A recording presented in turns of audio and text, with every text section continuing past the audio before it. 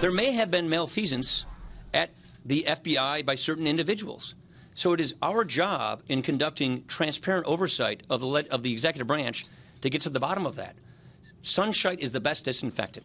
And so what we want is all of this information to come out so that transparency can reign supreme and accountability can occur. So we want the people of the FBI to know that we respect their job, we respect who they are and what they do, and all the more reason why we need to have transparency and accountability to hold people accountable if they violated the rules.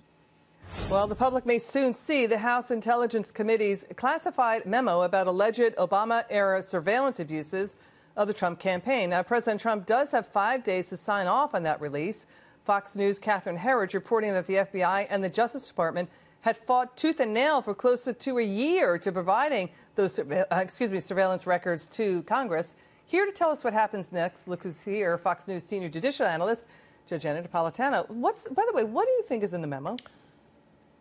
Yeah, I think it's a 4-page analysis of hundreds and hundreds of pages of raw intelligence. So raw intelligence would be transcripts of people's phone calls, copies of their emails, copies of their texts, basically fiber optic data that intelligence services or the FBI has captured. I do believe that it covers the last year of President Obama's second term and the first year of President Trump's term. So I believe it is a criticism of the FBI under Jim Comey and under Chris Wray. And I think Director Wray was quite startled at what he saw when he looked at the memo Sunday afternoon when he made a visit to the place where the memo is kept, the House Intel Committee vault. Whatever he saw, he didn't reveal publicly, except he didn't like what was in there about Andrew McCabe, because McCabe was gone in 12 hours. McCabe was the #2 person in the FBI and had a career there for 30 years and had 4 weeks to go till his pension kicked in or his retirement was scheduled, and now he's gone. Yeah. You know, former FBI Director James Comey and the Democrats have said that that anti-Trump Steele memo was, quote, unverified. So here's the fear that the anti-Trumpers in the FBI use that unverified Christopher Steele dossier to get a FISA warrant to wiretap the Trump campaign and maybe misled the FISA court, covered up the details about the origin of the memo, and then leaked their own narrative about it to the media. Okay, so here's the issue with the FISA court. It is a rare court that only hears one side.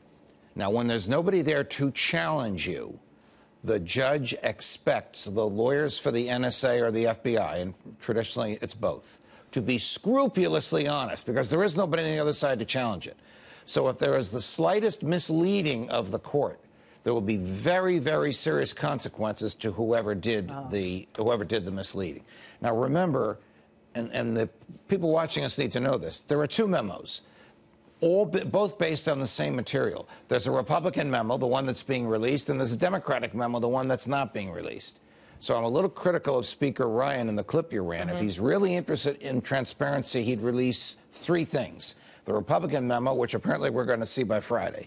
The Democratic memo, which they voted not to release. And the data, the raw data on which both of these memos are based. Wow, that's a big deal. It is, but when there's a conflict in the interpretations of the data, mature adults, called voters, should be able to see the data and make up our own minds. Let's take a look at who's been demoted from the Department of Justice and FBI since Trump took office. FBI Director James Comey, FBI Deputy Director Andrew McCabe, James Baker, he's the FBI General Counsel, reassigned. FBI Chief of Staff James Rybicki, Comey's former Chief of Staff, he left in January for a job in the corporate sector. Peter Strzok, removed from the Mueller investigation. He's now in FBI HR. I mean, an FBI lawyer, Lisa Page, she left the special counsel's office in September.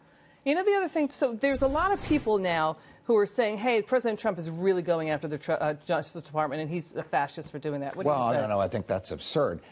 President Trump has encouraged Chris Wray to have his own team to run the FBI. And you know what? This is what I hear from agents in the field.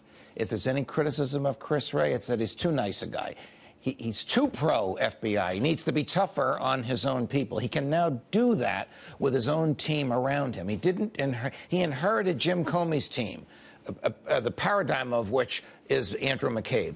But with Jim Comey's team gone, Director Wray can build his own team, and they can be as supportive of the FBI and yet as tough on individual agents as they need to be. You know, final point, I know we got to go, but former Democrat officials and Obama officials, Democrats like Samantha Powers, Susan Rice, Ben Rhodes, they have been out. Rogues gallery. Yeah, but they've been out in the media going after President Trump. They are also the ones who demanded the Pfizer warrant information and did the unmasking. You're right? exactly one of them.